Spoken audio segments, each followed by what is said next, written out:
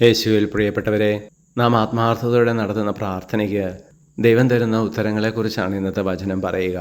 ചോദിക്കുവിൻ, നിങ്ങൾക്ക് ലഭിക്കും എന്നാണ് പറയുക. നമ്മൾ അപ്പം ചോദിച്ചാൽ അവിടുന്ന് അപ്പം തന്നെ തരും, ഒരിക്കലും കല്ല് തരില്ല. പക്ഷെ നമ്മൾ കല്ല് ചോദിച്ചാലും അവിടുന്ന് അപ്പമേ തരൂ. അപ്പോഴാണ് ചിലപ്പോൾ നമുക്ക് നിരാശ തോന്നുന്നത്. നമ്മൾ മീൻ ചോദിച്ചാൽ അവിടുന്ന് മീൻ തന്നെ തരും. പാമ്പിനെ ചോദിച്ചാലും അവിടുന്ന് മീൻ തരും.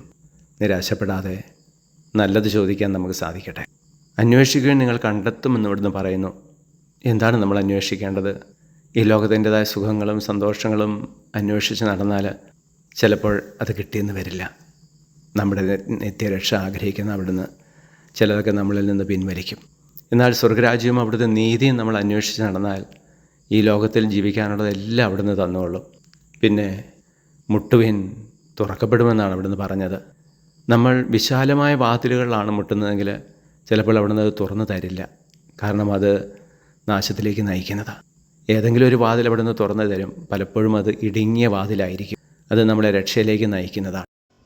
നമ്മുടെ കർത്താവ് യേശു മിശിഹായുടെ കൃപയും പിതാവായ ദൈവത്തിൻ്റെ സ്നേഹവും പരിശുദ്ധാത്മാവിൻ്റെ സഹവാസവും നാം എല്ലാവരോടും കൂടി ഉണ്ടായിരിക്കട്ടെ, ഇപ്പോഴും എപ്പോഴും എന്നേക്കും. ആമേൻ.